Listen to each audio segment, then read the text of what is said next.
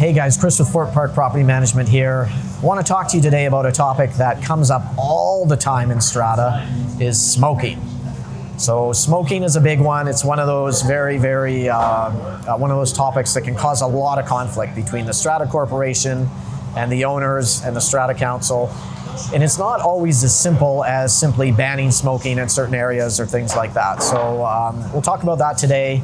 And I'd love to hear your thoughts on that as well at the end. So first of all, smoking, can you stop someone from smoking in their strata lot? So can you stop, if you are on Strata Council, someone from smoking or vaping in their own unit?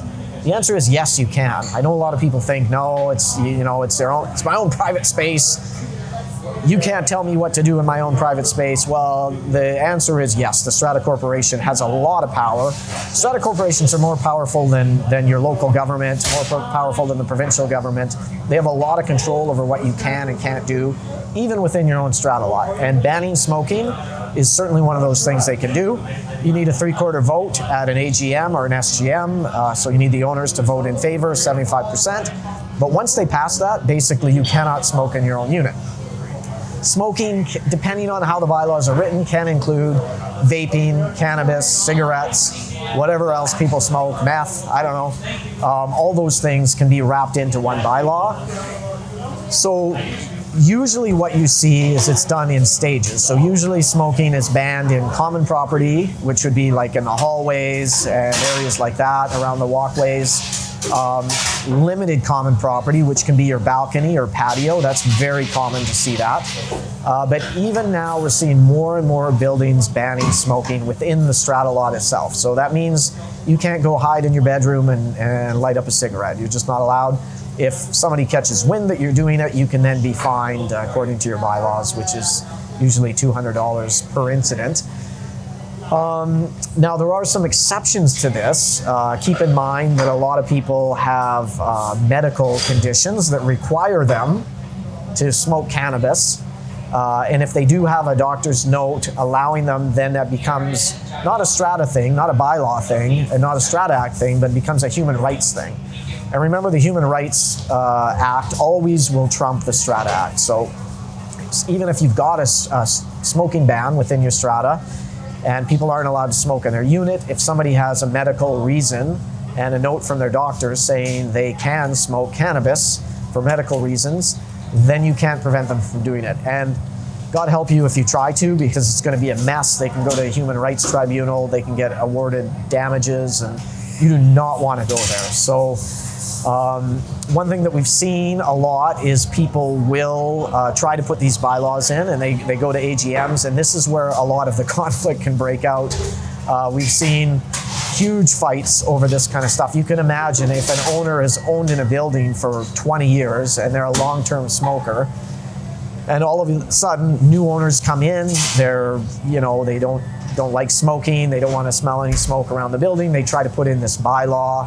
And whether they pass it or don't pass it, it can create a huge amount of conflict, infighting, people trying to spy on other people, watching them smoke. Usually what ends up happening, we've seen this a lot, is people will just go off the property to smoke.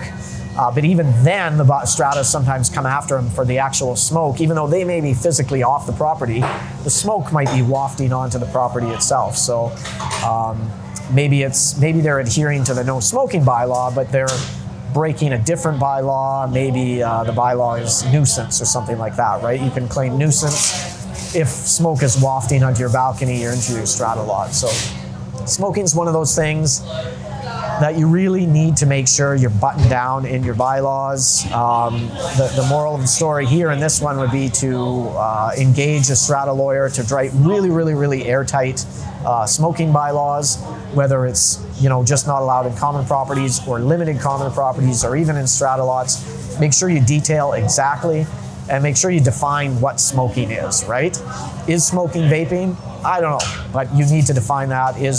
Is cannabis smoking, and what about for medical reasons and things like that? So we work with a number of different specialists, lawyers that specialize in writing bylaws and dealing with strata conflict, dealing with CRT situations and things like this. There's a number of really good ones out there.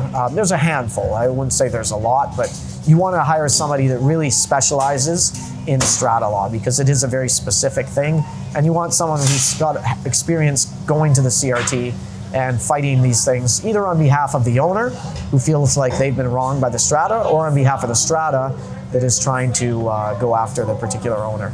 So one thing that stratas can do is designate a specific smoking area for smokers, right? So maybe the stratas banned it from hallways, they banned it from balconies and patios. So smokers feel like, where can I go now, right? They're not allowed to go out on the public areas anymore because most cities have banned it. They can't go into a restaurant. Maybe they can't even go in their car if it's banned in the parkade or wherever. So one idea that you might have is designated a certain smoking area. Make sure it's, if you have enough room in your strata property, make it well away from the residents so that smoke isn't wafting. But yeah, that's not a bad idea to have like a separate designated smoking area.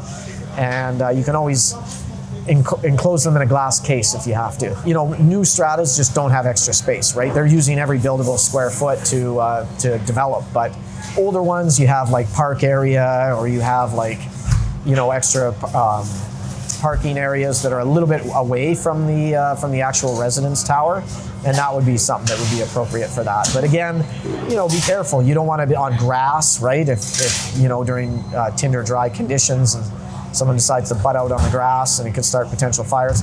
The other thing to keep in mind when you're doing smoking bylaws is this will be looked favorably upon by the insurance companies. They obviously don't love the idea of people smoking in their strata lots. It's probably one of the leading causes of fires. So it may, I don't want to say for sure, but it may help you to negotiate a better insurance premium if the insurance company is aware that you've kind of outright banned smoking. If people go outside the property, outside of the strata property to smoke, it takes it off the strata corporation's responsibility. So the strata can't do anything. They can't fine them. They can't send them a bylaw warning. But now it moves it on to the city responsibility. And most cities have no smoking bylaws in public areas. So if you really want to, you know, prevent that kind of behavior, and I've seen this happen a lot, like all the time, where somebody will do that. They'll leave the strata property, they'll go on to public property, and then there's somebody filming them from the balcony.